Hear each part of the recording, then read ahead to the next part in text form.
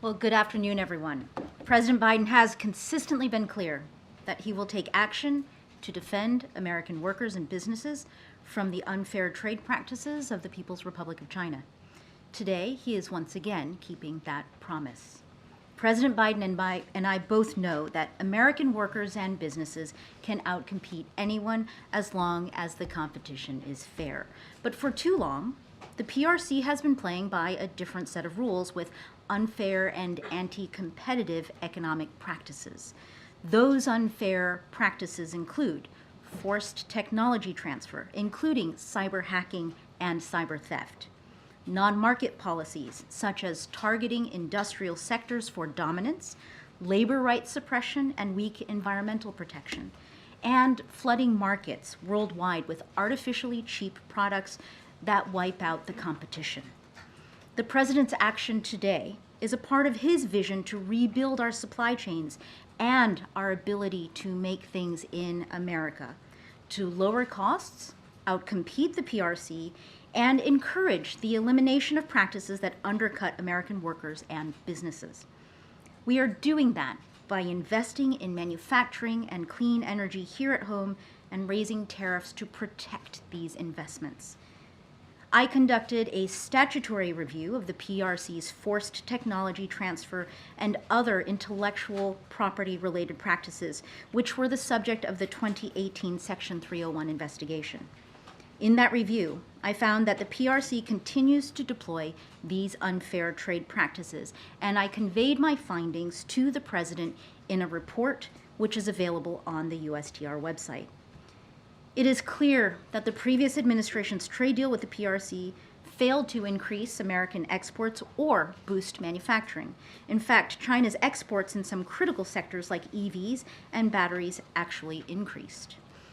In response, President Biden today signed a memorandum directing me to increase tariffs on critical manufacturing and mining sectors, including steel and aluminum, semiconductors, electric vehicles, batteries, solar cells, and certain critical minerals. The increased tariffs are expected to cover approximately $18 billion of trade. The president also directed a process to request excluding certain production machinery from the tariffs to permit solar and clean manufacturers to purchase equipment while diversifying their suppliers. Next week, I expect to issue a public notice that conveys the specific tariff lines, tariff rates, and timing for the proposed increases, along with the details of the machinery exclusions process. This strong action by the president is strategic. As he has said, we do not seek to constrain China's economic development, but we will insist on fair competition and defend American workers from the PRC's unfair practices. Today's direction by the president defends American workers and businesses from the PRC's artificially cheap products, whether EVs or steel or critical minerals or semiconductors. I also want to emphasize that we continue to consult with our partners and our allies who face similar threats from the PRC's unfair trade practices and are also voicing their concern with those unfair practices and taking action. Our partners are essential to addressing the broader threat to our working families and businesses. Today's strong tariff announcement is an important part of President Biden's worker-centered trade policy, which is about using trade to empower workers and making sure that they can compete fairly and thrive, and supports the historic investments we have already made here at home. I can now take your questions. Thank you, Ambassador. First, there seems to be some confidence that these tariffs won't cause the competition to slide into conflict with China.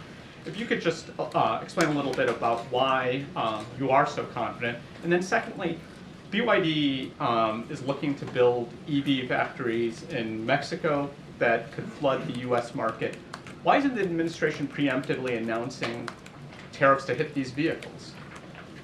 So, you actually asked two questions. I did. Yes. Sorry. So let me begin with the first, which is that we've been very, very clear about the strategic nature of this tariff review process and the focus on ensuring that the actions that are announced will be effective in leveling the playing field, giving our workers and our businesses the chance to continue to compete and to thrive against an onslaught of really, really challenging measures and a challenging economic system that is coming from Beijing. We have been clear about this with the American public. We have also been equally clear about this with our counterparts in Beijing. Every single one of us, from the president on down, over the course of the last 3 years have made clear the challenges that we are facing, the nature of that challenge, and the need for us to act.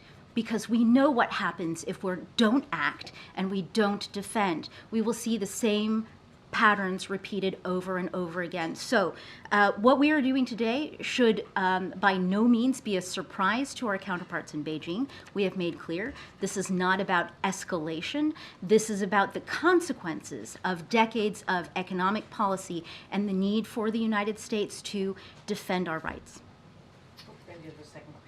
And the second question was on EVs and BYD in Mexico. At USTR, that is exactly what we are built to worry about and to be concerned with.